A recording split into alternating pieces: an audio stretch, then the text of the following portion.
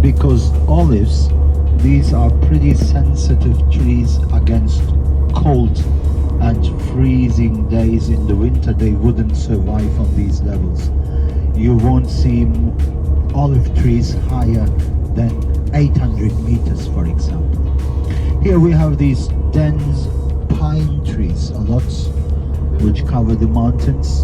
In between there are some sorts of oak trees. It's different sorts of pine trees as well. If you look to their shape, some of them are looking different. So, but this is actually the very typical picture of the mountainous areas. Even we are very close to the Mediterranean climate. We started from Marmaris, but immediately we drove up. You noticed when I was talking, I noticed that you were looking around, enjoying the beautiful view of these winding roads we drove up. Soon we got on higher levels, and we are even driving higher now.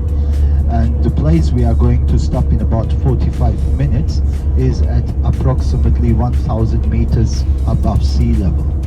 So certainly different temperature and different nature. Yeah, Turkey is pretty a mountainous country.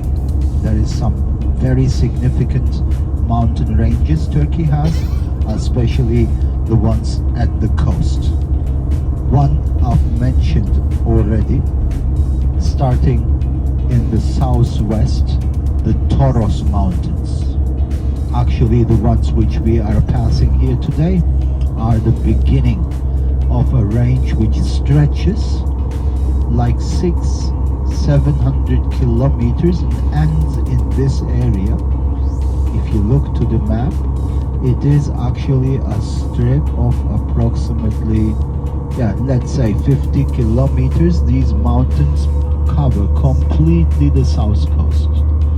So it comes that there is very impressive views if you are in Antalya, which is the top touristic destination of Turkey. There are some very significant mountains in the background. There is the sea at the front of the city. So I think this is one of the features which makes Antalya so popular. These Toros Mountains, they stretch to the southeast of Turkey, where there is some other mountains which are not really part of big mountain ranges, but here in southeast of Turkey there is the highest mountain, and I'm sure everyone knows which mountain it is I'm talking about. It's Mount Ararat, which has a height of 5,165 meters, the highest mountain of the country, and it's legendary. It is believed that Noah's Ark landed on that mountain, Ararat, highest one in Turkey, pretty in the east of the country.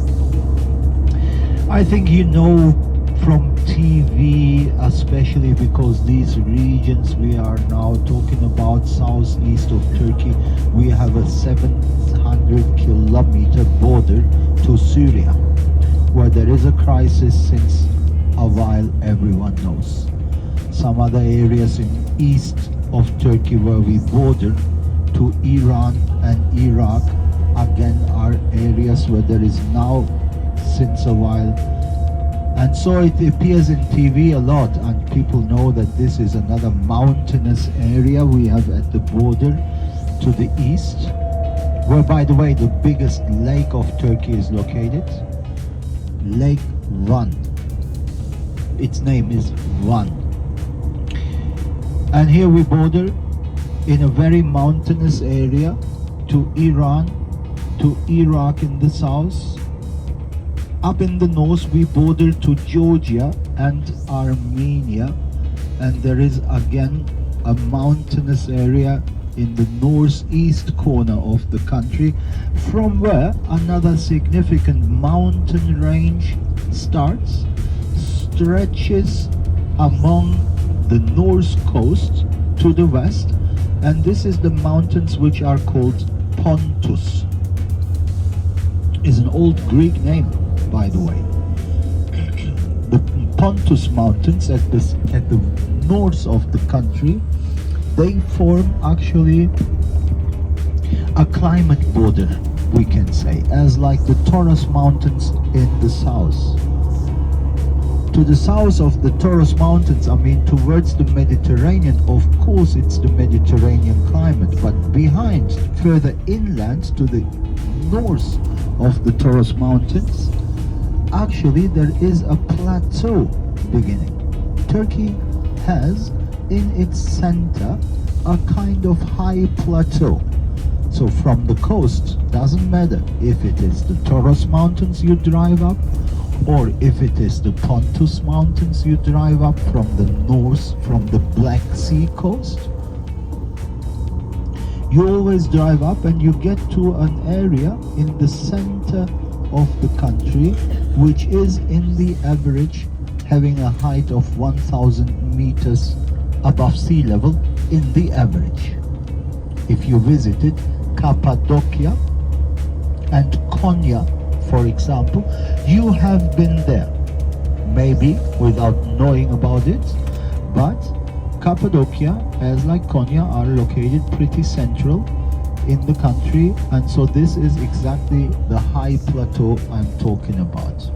If you look to the west coast, it's not such a significant mountain range like in the north and in the south, so it is that if you travel from the west coast towards the east, which means towards the inland, you gradually drive up, and approximately 300-400 kilometers later you get to these levels in the west of central Anatolia, above 1,000 meters.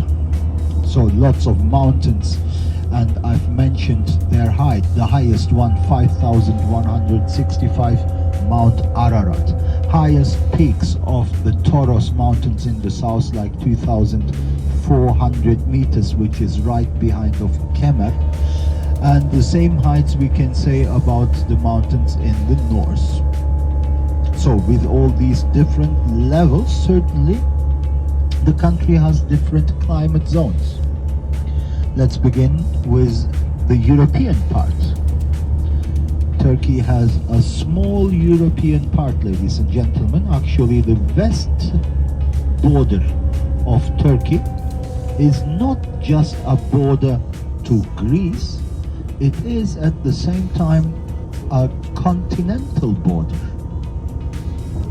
Greece, this morning we traveled from Rhodes. Look how close Rhodes is to the Turkish shore. This is much closer than to the Greek mainland, which is the European continent. But these islands, all being located in the so-called Aegean Sea, they belong to Greece.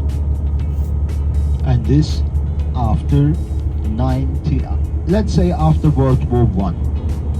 After the collapse of the Ottoman Empire, and especially after the Ottoman Empire got involved in World War I by the side of the Germans, as Kaiser Wilhelm II, he was a great fan of the Ottoman Empire, and so by his side we went into the war and we lost as like Germany.